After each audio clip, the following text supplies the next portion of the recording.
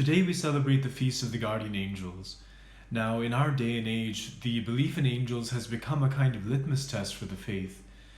Many times people might think that because we live in a modern age, in a modern world, that the belief in angels is sort of put aside, that as Catholics we should not put too much of an emphasis, or we should not really think about angels too much because maybe they're just a kind of fairy tale in a sense.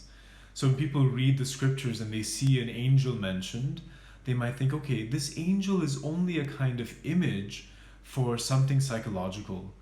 So for example, when Mary is visited by the angel Gabriel, it's not to say that some real angel has come to say something to her, to bring a message to her, but instead this is a sort of an image in the Bible to represent a realization that Mary has. Something that maybe inside of her tells her, I'm going to have a child. So it's a kind of more a psychological representation in the scriptures. But this is completely false. This is completely false. It's a trend in our modern society where people try to demythologize the scriptures.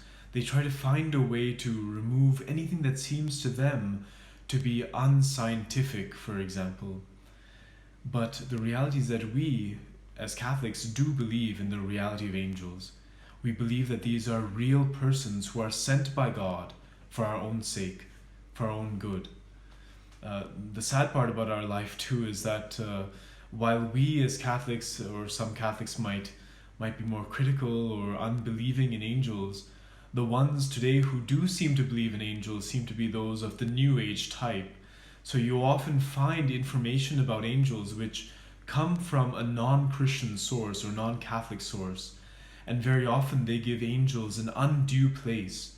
They might think of angels even as being somewhat divine or something, and they might even engage in the worship of angels. This is also not Catholic.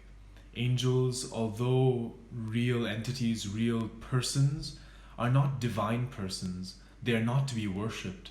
They are, like us, creatures. So what then is their role? Their role is to assist us. It is their honor in some way to participate in divine providence, to be a part of God's plan, to be a part of God's action, and to be able to assist us in our salvation. God has given each one of us a guardian angel, and St. Thomas Aquinas says sometimes, based on our position, our office in life, we might have several angels. And so that angel or angels are given to us so that we might be guided by God. We might be guided by His providence. We might be given assistance in various ways. First of all, we might be given the knowledge we need to do what is right. You know, we often have this image of an angel on one of our shoulders, right? Who's telling us what we must do. I remember once when I visited a classroom, a kid was asking me, "Oh, is the good angel on my right or on my left?" You know, I mean, I don't know if we should think about it so much in such concrete terms, but the kid had a sense, you know, like there is something telling me what is right and wrong, and how do I know what to follow? So that voice that speaks to us in some way sometimes can be the voice of our angel, our guardian angel, telling us what to do, guiding us in the right way.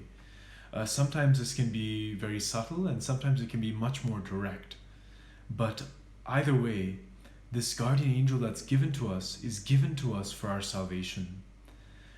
So today on the Feast of the Guardian Angels, let us then pray to our guardian angel, that angel who has been entrusted to us, that angel to whom we are entrusted. Let us pray to him so that we may actually come to know what God's will is for our lives, that we may actually learn how to do His will, how to follow His will, and so how to achieve salvation.